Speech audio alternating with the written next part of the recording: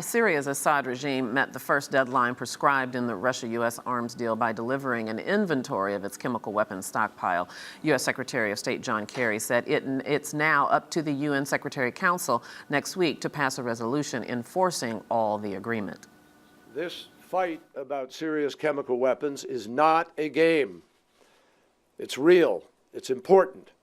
It's important to the lives of people in Syria. It's important to the region. It's important to the world that this be enforced. For more analysis and a status check on the deal, Neil Bhatiya from the think tank The Century Foundation joins us. Neil, it's good to see you. Good to see you. Okay, so they've met this deadline of giving if you will, a manifest, Yes. An inventory of the chemical weapons. So what happens now?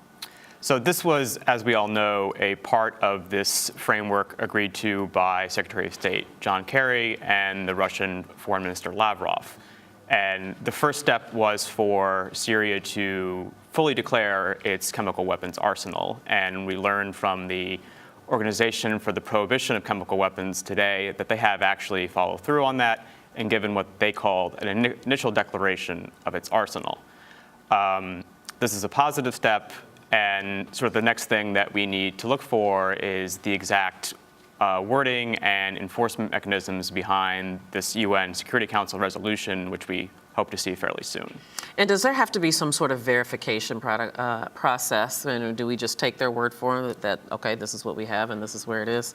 No, we absolutely need a verification process. What I imagine will happen is that the OPCW will release to the world its assessment of this initial declaration.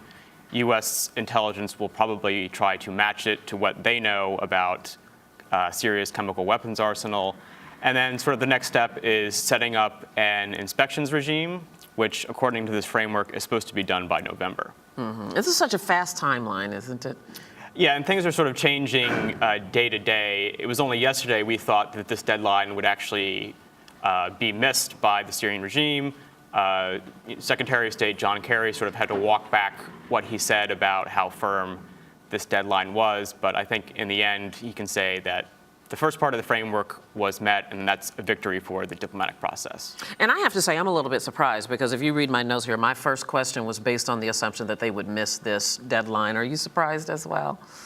No, because I think it's a small ask from the Assad regime.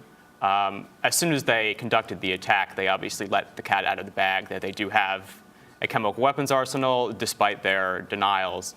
And obviously, Assad is interested in his own preservation, so he's going to go along with the aspects of this deal that he feels comfortable with, knowing that the Russians are more or less backstopping him.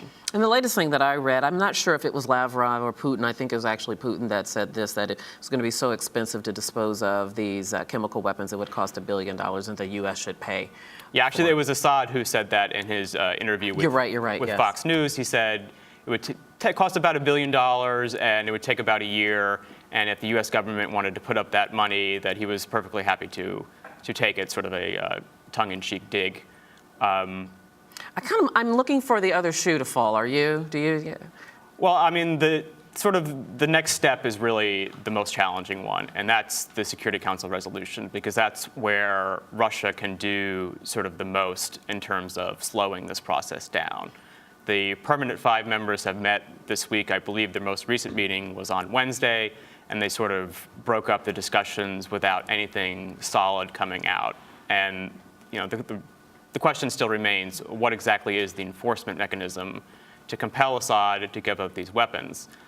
The Americans have said that we maintain the option of using force, but the Russians are going to make sure that that never actually appears in a Security Council resolution. The most you probably see is a call for more sanctions, and I think some people would say that that's insufficient. Yeah, and that's going to be a real sticking point. Very briefly, finally here, I've read that there are rumors out there that Assad has moved some of his chemical weapons to, I believe, other countries, Iraq and Lebanon. Is there anything to these rumors? This is what the rebels are saying, I believe. Yeah, this is what the rebels are saying. General Idris, who is the commander-in-chief, has basically said that Assad has begun moving these weapons to Iraq and Lebanon. I haven't seen any independent verification of that. I would be very surprised if Assad let these weapons out of his control prematurely.